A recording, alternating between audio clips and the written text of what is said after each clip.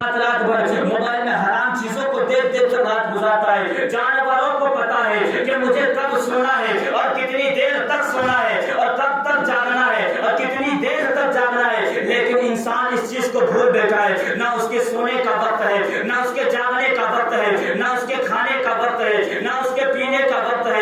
ان جانوروں کو پتا ہے کہ میری غذا گھاس ہے, مجھے گھاس کے علاوہ اور کچھ نہیں کھانا ہے, لیکن انسان کو پتا نہیں کہ میری غذا کیا ہے. آج وہی انسان حرام چیزوں کو بھی کھا رہا ہے, حلال چیزوں کو بھی کھا رہا ہے. ایک جانور کو بھی احساس ہے کہ مجھے کھانا کیا ہے, مجھے پینا کیا ہے, لیکن انسان اپنی اس پیٹ کی وجہ سے نہ حرام دیکھتا ہے نہ حلال کو دیکھتا ہے. جو آیا پیٹ میں ڈال دیا, یہ پیٹ نہیں جہنم کا گڈھا بنا دیا. آپ یاد رکھیں, ہم دنیا میں اس لیے نہیں آئے ہیں کہ صرف انجوائے کر کے زندگی گزاریں گے, صرف انجوائے کرنے کے بعد زندگی گزار دیں گے, اس کے بعد آخرت میں ہمارا کوئی سوال نہیں ہوگا, آخرت میں ہمیں کوئی پوچھے گا نہیں. آپ ایسا سوچتے ہیں. اللہ کے رسول صلی اللہ تعالیٰ علیہ وسلم فرماتے ہیں, اللہ کے رسول کے دور کو کبھی دیکھیں. آج ہم ہمارے گھر کے اندر ایسی کوئی چیز, ایسی کوئی نعمت نہیں جو ہمارے گھر کے اندر موجود نہیں ہے. آج ہم دن میں 3 مرتبہ کھانا کھاتے ہیں اور حلق تک کھاتے ہیں. اتنا کھاتے ہیں کہ ہمیں کھانا کھانے کے بعد ہمیں دوائی کی ضرورت پڑ جاتی ہے, نہیں تو وہ کھانا ہضم نہیں ہوتا ہے. لیکن اللہ کے رسول صلی اللہ تعالیٰ علیہ وسلم کئی دن سے بھوکے تھے, اور وہ عرب کی گرمی, اس عرب کی گرمی میں اللہ کے رسول اپنے گھر سے نکلتے ہیں, اور گھر سے نکلنے کے بعد دن دوپہر میں عرب کی گرمی میں وہ چلچلاتی دھوپ میں اللہ کے رسول اپنے گھر سے باہر نکلتے ہیں. اور باہر نکلنے کے بعد کیا دیکھتے ہیں کہ آگے عمر فاروق ہے, آگے صدیق اکبر ہے, اور ان سے ملاقات ہوتی, سلام جواب ہوتا ہے. ان کے بعد وہ پوچھتے ہیں کہ آقا, آپ تو دن کے اجالے میں کبھی گھر سے باہر نہیں آتے, اتنی چلچلاتی دھوپ میں کبھی گھر سے باہر نہیں آتے, آقا کیا بات ہے آپ آج گھر سے باہر آ گئے ہیں؟ تو آقا کریم صلی اللہ تعالیٰ علیہ وسلم عمر فاروق اور حضرت ابو بکر سے سوال کرتے ہیں کہ تم لوگ اس وقت یہاں کیا کر رہے ہو, تمہارا کیا کام ہے اس دن میں, اس چلچلاتی دھوپ میں تمہارا کیا کام ہے؟ تو عمر فاروق اور حضرت صدیق اکبر کہتے ہیں آقا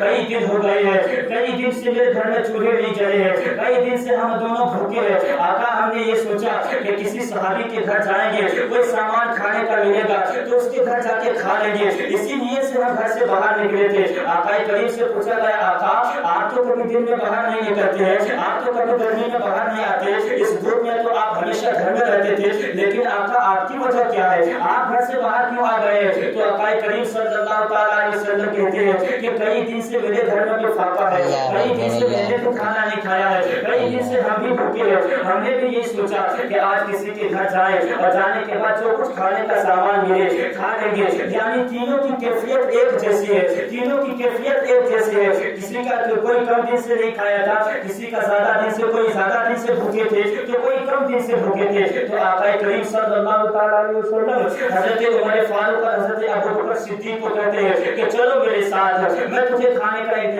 کھانا کھلاتا ہوں. عمر فاروق اور ابو بکر صدیق آقا کریم صلی اللہ تعالیٰ علیہ وسلم کے ساتھ چلنے لگے, اور جانے کے بعد ایک صحابی کے گھر گئے, اور گھر جانے کے بعد انہوں نے دیکھا کہ آقا آج ہمارے گھر آئے ہیں, آقا آج ہمارے گھر تشریف لائے ہیں. انہوں نے کھجوریں پیش کی. آقا کریم صلی اللہ تعالیٰ علیہ وسلم سے کہا آقا کریم آپ ان کھجوروں کو کھائیں, تب تک ہم کھانے کا انتظام کرتے ہیں, تب تک کھانا انتظام کرتے ہیں. اس صحابی رسول اللہ کے صحابی, اللہ کے رسول کے صحابی وہ اپنے گھر جاتے, گھر جانے کے بعد بکری کو ذبح کرتے, اور بکری کو ذبح کرنے کے بعد گوشت اور روٹی تیار ہو جاتی ہے, اور کھانا جب تیار ہو جاتا ہے تو آقا کریم صلی اللہ تعالیٰ علیہ وسلم کے سامنے پیش کیا جاتا ہے. آقا کریم صلی اللہ تعالیٰ علیہ وسلم اس کھانے کو دیکھتے ہیں, اور جو کھانا دینے والا تھا کبھی اس کو دیکھتے ہیں, کبھی کھانے کو دیکھتے ہیں, اور آقا کریم یہ دونوں کو دیکھ ہی رہے تھے تب تک کہ وہ صحابی رسول کہتے ہیں آقا کھانا آپ کے سامنے پیش کیا ہوا ہے, آپ کے سامنے میں کھانا رکھا ہوا ہے, آپ کھا کیوں نہیں رہے ہیں؟ آقا کریم صلی اللہ تعالیٰ علیہ وسلم کہتے ہیں کہ میں کھانا کیسے کھا لوں,